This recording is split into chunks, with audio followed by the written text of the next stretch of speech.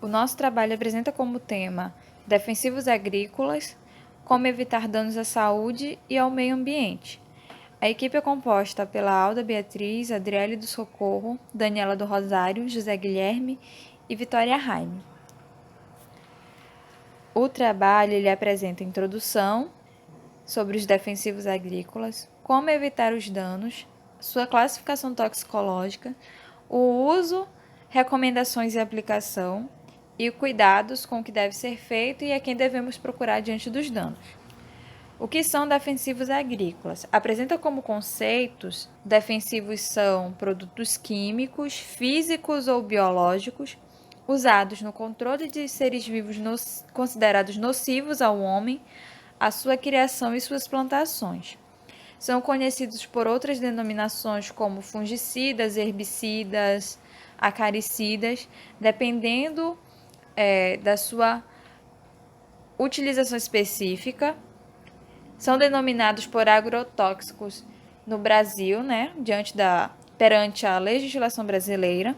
São encontrados em produtos de controle de plantas invasoras, no controle de pragas, regulam o crescimento da planta, o amadurecimento precoce, entre outros. A gente sabe que a utilização desses defensivos passaram a ocorrer após a Segunda Guerra Mundial, com a criação dos compostos químicos utilizados na guerra, e com a propagação desses compostos, e como sobrou bastante na guerra, eles passaram a ser utilizados pelos grandes proprietários de lavouras, pelos produtores, para defender-se de pragas e eventos que ocorriam no meio ambiente e que poderiam causar a destruição dessas plantações.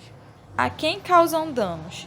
Os defensivos utilizados em excesso e de uma forma inadequada e através de processos naturais como vento, lixiviação, eles podem causar danos a animais, a plantas, ao solo, ao ar, à água, aos alimentos e ao próprio homem durante sua utilização, Eles acabam que contaminando, enfraquecendo, causando até mesmo a morte, de plantas, animais, do homem e ao meio ambiente.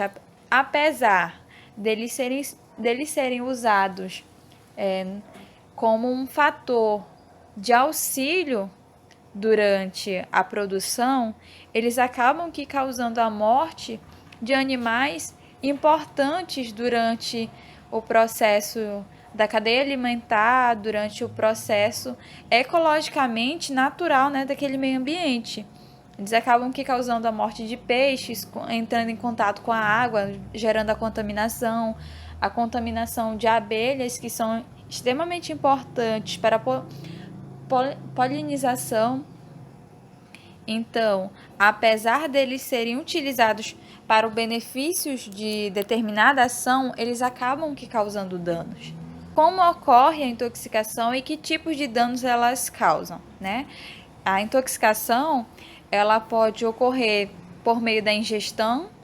A partir do momento em que a gente ingere um alimento contaminado por esse tipo de produto, a gente acaba que se contaminando também, gerando uma intoxicação por meio da inalação e pelo contato. Quando os grandes proprietários das lavouras, os trabalhadores, vão entrar em contato com esse tipo de produto para ser utilizado em uma determinada plantação, se eles utilizam de forma inadequada, sem um cuidado, sem uma proteção, eles acabam tendo contato direto e se contaminando, por meio desse contato. E essa intoxicação ela pode ocorrer de forma indireta e por forma direta. Os danos que a intoxicação podem causar podem ser agudos ou crônicos, com sintomas dos mais leves aos mais severos, como a dor de cabeça, o vômito, a diarreia. Podem causar também a paralisia, até mesmo a morte dos seres humanos, Eles apresentam sintomas adversos diante da intoxicação. que esses produtos causam. O que é o ingrediente ativo e por que é importante conhecê-lo?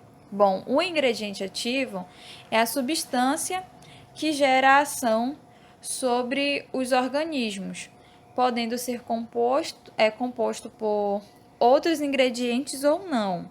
Apresenta um ingrediente inerte com a função de diluição do ingrediente ativo para sua dispersão no meio ambiente e fixação. Ou seja, esses produtos apresentam um ingrediente, como é que eu posso dizer, um ingrediente neutro, para que ocorra a diluição do ingrediente ativo desse produto durante a sua dispersão no meio ambiente, para ocorrer a fixação mais rápida. Nem sempre o ingrediente ativo ele é o responsável pela toxicidade do produto, ou seja, o produto ele pode apresentar o mesmo ingrediente, mas a partir do momento em que ele entra em contato com outro ingrediente e forma outro produto químico, outro composto, né?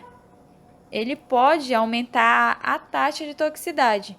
Então é importante a gente conhecer qual é o ingrediente desse produto e se de fato é ele que vai gerar a toxicidade do produto ou não. Embora haja uma lei para regular a quantidade de defensivos agrícolas que devem ser colocados nas lavouras, né, nas plantações, não deixa de ser algo que oferece riscos à saúde humana e também prejudica o meio ambiente. Então, algumas práticas também que podem ser usadas que inibem a proliferação de pragas e doenças, como a policultura, né, que é a cultura de várias plantas, plantas diferentes numa determinada área de plantio, né? Também pode-se ter a remoção mecânica de ervas daninhas e o uso de controle biológico, ou seja, uma criação, né, um favorecimento de inimigos naturais das pragas, né, os inimigos que elas têm. Por exemplo, tem uma espécie de fungo que se alimenta de nematóides. E o nematóide, ele é uma praga e ele prejudica as plantações. E esse fungo, ele se alimenta deles, então não oferece nenhum risco, né, para as plantações, muito pelo contrário. E esse conjunto de práticas, né, eles se integra no manejo integrado de pragas, né, ele forma essa categoria aí e pode ser utilizado. E ao utilizar essas técnicas, né, o produtor também economiza, porque esses produtos, os produtos, né, os defensivos agrícolas, são muito caros, né? Como também os fertilizantes, né? Então, ele acaba economizando também na água e no combustível. Para aqueles produtores que optarem pelos defensivos, ele precisa consultar um agrônomo, né, para a escolha correta do produto e a forma de aplicação mais adequada. Bom, nós temos que dar sempre preferência a defensivos que são menos danosos à saúde humana e à biodiversidade, como também aos menos persistentes no meio ambiente, ou seja, aqueles persistentes no meio ambiente são aqueles que permanecem por muito tempo no ambiente, são aqueles que causam danos tanto no ambiente como também nos organismos. Como vocês podem observar nessas duas imagens do lado esquerdo, são pessoas que estão fazendo uso da aplicação do agrotóxico em plantações. E como sabemos, todos os defensivos eles são tóxicos, tanto à saúde humana como também ao meio ambiente, se não aplicarem da forma correta, se não utilizarem os equipamentos necessários para a sua utilização e também se usarem defensivos danosos. E com isso, nessa imagem do lado direito, eu trago a classificação toxicológica, que é em relação ao potencial de risco à saúde humana, e a classificação ambiental, que é relacionada ao potencial de risco ao meio ambiente, no qual isso é exibido em rótulos nos produtos de defensivos agrícolas no Brasil. E cada classificação toxicológica, ela recebe um código de cores, como vocês podem observar aqui. Bem, na classificação toxicológica, nós temos a classe 1, no qual ela é caracterizada pela cor vermelha e ela condiz a um defensivo extremamente tóxico.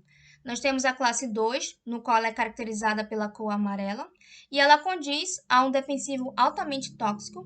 Nós temos a classe 3, no qual ela é caracterizada pela cor azul, e ela condiz a um defensivo medianamente tóxico. E nós temos a classe 4, no qual ela é caracterizada pela cor verde e ela condiz a um defensivo pouco tóxico. Já na classificação ambiental, ela é composta pelas mesmas cores da classificação toxicológica, sendo na classe 1 caracterizada pela cor vermelha e ela condiz a um defensivo altamente perigoso ao meio ambiente. Na classe 2, ela é caracterizada pela cor amarela e ela condiz a um defensivo muito perigoso ao meio ambiente. Na classe 3, ela é caracterizada pela cor azul e ela condiz a um defensivo perigoso ao meio ambiente. E na classe 4, ela é caracterizada pela cor verde e ela condiz a um defensivo pouco perigoso ao meio ambiente. E um defensivo de faixa vermelha, ele traz riscos gravíssimos, mesmo se a aplicação for em doses baixas. E um defensivo de faixa verde, ele traz riscos se a aplicação dela for em altas doses. Sendo que essa classificação é em relação à toxicidade da formulação, ou seja, a dose que é necessária para causar a morte em um prazo pequeno do organismo-alvo. Bom, algumas substâncias elas causam danos considerados nocivos, tanto para o meio ambiente como para a saúde humana. E aqui eu trago alguns efeitos a longo prazo ou a modo ação que esses agrotóxicos eles causam. E irei citar alguns dos ingredientes ativos utilizados que estão presentes nesses defensivos. Como, por exemplo, eles são causadores de doenças cancerígenas, sendo os herbicidas acetocloro, os fungicidas clorotalonil e os inseticidas tiodicab e entre outros. Eles também são tóxicos ao sistema reprodutivo ou ao desenvolvimento de fetos, como os herbicidas alacloro, os fungicidas carboxina e os inseticidas abamectina e entre outros. Eles também são tóxicos ao sistema nervoso, como os herbicidas etefon e os inseticidas acefato e entre outros. Eles também são prejudiciais ao sistema hormonal, como os herbicidas acetocloro, os fungicidas fenarimol e os inseticidas bifentrina e entre outros. Eles também são persistentes ao meio ambiente.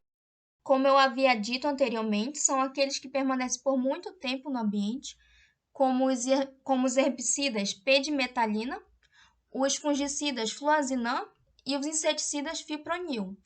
E eles também são contaminantes de águas subterrâneas e também de fonte de água de poços, como os herbicidas clomazona, os fungicidas clorotalonil e os inseticidas acefato e entre outros. E aqui são alguns dos ingredientes que estão presentes nos defensivos que são utilizados, causando efeitos danosos à saúde humana e também ao meio ambiente.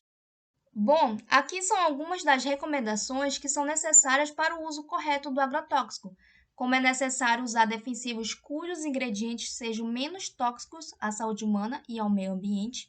Também é necessário atentar para o uso das concentrações recomendadas, que vêm no rótulo dos produtos. Também é necessário evitar exposições prolongadas. E também é necessário dar preferência a produtos que tenham ação mais específica, ou seja, que atinjam apenas aos grupos de pragas que queira controlar. E aqui nessa imagem ao lado, é uma pessoa que está fazendo uso da aplicação de agrotóxico em uma lavoura, onde está devidamente equipada, como vocês podem observar aqui, com as roupas necessárias para não ter esse contato direto com essa substância. O uso de defensivos agrícolas na dosagem recomendada de acordo com a necessidade, nível da praga e a justificativa para sua aplicação. Bom, a legislação federal define quais agrotóxicos podem ser usados em cada cultura e em qual dosagem ele deve ser aplicado. Ou seja, os defensivos são registrados para o tipo de cultura que ele deve ser aplicado. Por exemplo, para a soja, para o algodão, para o milho e etc. E ela também define a dosagem máxima e a mínima que deve ser aplicada para o caso de infestação e para cada tipo de praga a fim de minimizar os riscos. Além disso, é determinado por lei e é obrigatório que o produtor consulte um agrônomo ou um técnico agricultor para a obtenção de receituário agrônomo para que possa fazer a compra dos defensivos de acordo com a necessidade do seu plantio. E o mesmo precisa ler o rótulo, a bula e a receita para estar a par das necessidades em que os produtos são atribuídos. O mesmo também deve estar atento às condições ambientais e climáticas mais adequadas para que seja feita a aplicação do agrotóxico ou defensivo, para que não haja um desperdício do investimento feito pelo produtor e para evitar potenciais riscos com aplicações em condições inadequadas, pois em horários mais quentes e secos do dia, ou em dias com muito vento ou chuvoso, pode fazer com que o agrotóxico evapore ou seja carregado pelos ventos, que se infiltre na terra contaminando mananciais ou a vegetação ao redor, contaminando pessoas e animais pela inalação. Vamos ver agora os cuidados a ser tomados ao armazenar e manusear defensivos agrícolas e de acordo com a devolução da sua embalagem. Então, vamos começar pelo armazenamento. De acordo com a lei, os defensivos agrícolas devem ser armazenados fechados em sua embalagem original e trancados em um depósito exclusivo para produtos tóxicos. Ou seja, você vai ter aí que ter um depósito bem protegido para guardar esses defensivos e não pode ser dividido com outros produtos. Então, eu vou ter aí um depósito que seja de alvenaria, um depósito coberto, que não tenha aí o contato do sol ou da chuva com esses materiais, para que não haja eventuais acidentes, certo? E é muito importante, como a gente vê no exemplo ao lado das imagens, ter uma placa de identificação, para que todos saibam que aquele local é um depósito de produtos tóxicos, certo? E aí a gente passa para os cuidados de manuseio. Sempre usar EPI para manusear os defensivos agrícolas.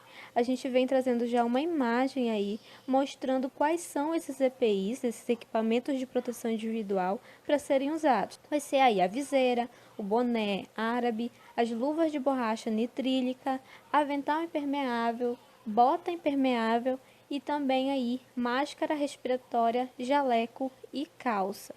É muito importante usar EPI, que muitas vezes é violado esse uso, para que você não venha a inalar esse defensivo agrícola, para que você não tenha contato direto e levar a boca, os olhos e trazer malefícios à sua saúde, correto? Então é muito importante usar EPI. Enquanto a devolução das embalagens, você vai devolver a embalagem no local de compra do produto ou nas unidades de recebimento informadas na nota fiscal de compra.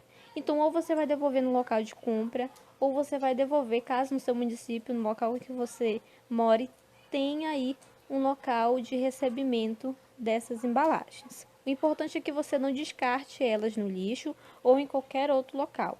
E ao devolver essas embalagens, antes você deve aí higienizá-las, que vai ser aí feita a lavagem por pressão ou através da tríplice lavagem, onde a gente vai falar um pouco sobre ela, para você entender como deve ser feito. Então, como se faz a tríplice lavagem? Eu trago para você essa ilustração, onde a gente vai ter aí 5 passos. O primeiro é, sempre usando o EPI, você vai esvaziar totalmente o conteúdo da embalagem no tanque pulverizador, ou você estiver usando um outro recipiente para fazer a sua calda do seu defensivo agrícola. Você vai esvaziar totalmente. Após esse esvaziamento, você vê que o conteúdo escorreu todo. Você vai adicionar 1/4 do volume da sua embalagem de água.